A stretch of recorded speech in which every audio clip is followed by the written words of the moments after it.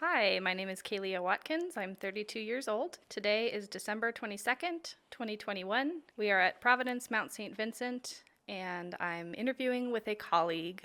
This is Mary Mitchell. I'm 75 years old. Today is December 22nd, 2021. I'm at Providence Mount Saint Vincent with a colleague. Why don't we start with if you tell us exactly what your title is and how long you've been in the job? My title is Infection Preventionist, which used to be a little known title. People didn't know what you meant when you said that. Much more common in nursing homes now, as you can probably imagine. I've been in this role for, I think, about 3.5 years. Not all of that have I been the lead. So how long have you been at the Mount altogether? It's 10 years as of last month. Came here as a new grad nurse. And I understand you just finished a graduate degree. I did. I just got my master's degree. It's a big mouthful. Master's degree in infection prevention and epidemiology. Started actually pre-pandemic. And you finished it during the pandemic? Yeah, I had to take a year off. I was almost finished in March of 2020, and I just looked at what was ahead of us, and I said, I don't think I can finish this right now.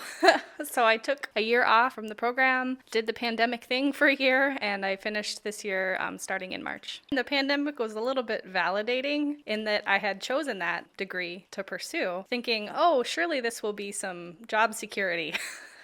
Little did I know that infection preventionist in a nursing home is indeed a very secure job at this point. Is that anything that you anticipated? What kinds of things were you doing before COVID hit? I've always been a nurse, and all of us nurses are infection preventionists in our jobs, But so infection prevention is just taking that to have it be your whole job. Before the pandemic, I was doing things like looking at infections where they were happening, and we did have outbreaks occasionally of things like norovirus and influenza. So smaller outbreaks, luckily, than a pandemic, but still some of the same kinds of activities on a smaller scale. What were the things that just came out of the blue that you had to kind of make it up as you went along? I think one of the things that was a surprise is how much time documenting and reporting to public health authorities in a pandemic. It's a lot of work to keep track of everything that's going on for a big community of people and to make sure that it gets submitted to public health authorities so that they have the information to give to the public. As a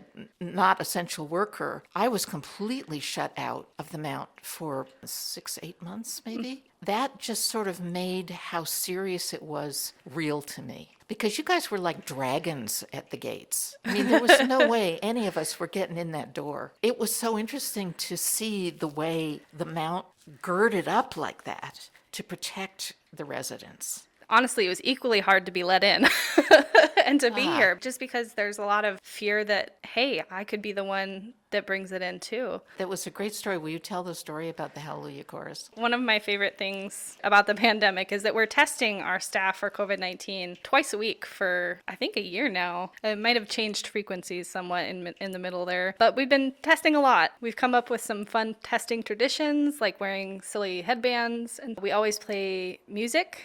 And so funk radio has been one of the favorite choices. Right now it's December, so we're playing Christmas music. Also, we just came up with a Christmas holiday testing line tradition. When we have a tray of tests to read and they are read as all negative, we have the next person in line play the Hallelujah Chorus so that we can all celebrate another tray of negative COVID-19 tests. The testing line is kind of a place where we can see everybody as they come through and try to keep it light and fun and remind everybody that, yeah, this is tedious, but it's keeping us safe, and it doesn't have to be depressing. Well, I'm just always amazed at the way and the professional manner in which it goes, because it goes so quickly. We've gotten it down to a science. Yeah, I just feel like I'm in and out in like 3 or 4 minutes practically. And the other thing that's been nice about it is being greeted. It's funny because in order to keep the test with a identification label on it, we've all had to learn everyone's names because they come through twice a week. And that's another good part of the testing experience is that we've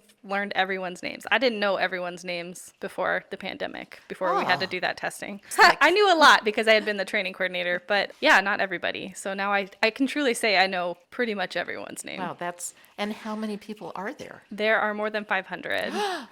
You test 500 people twice a week?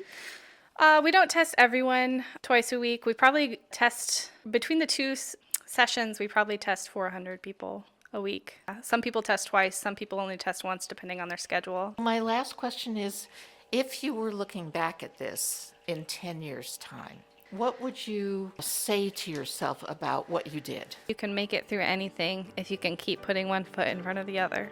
I already feel a sense of accomplishment making it through 2020. You can take on hard things with people around you who support you. You can get through it.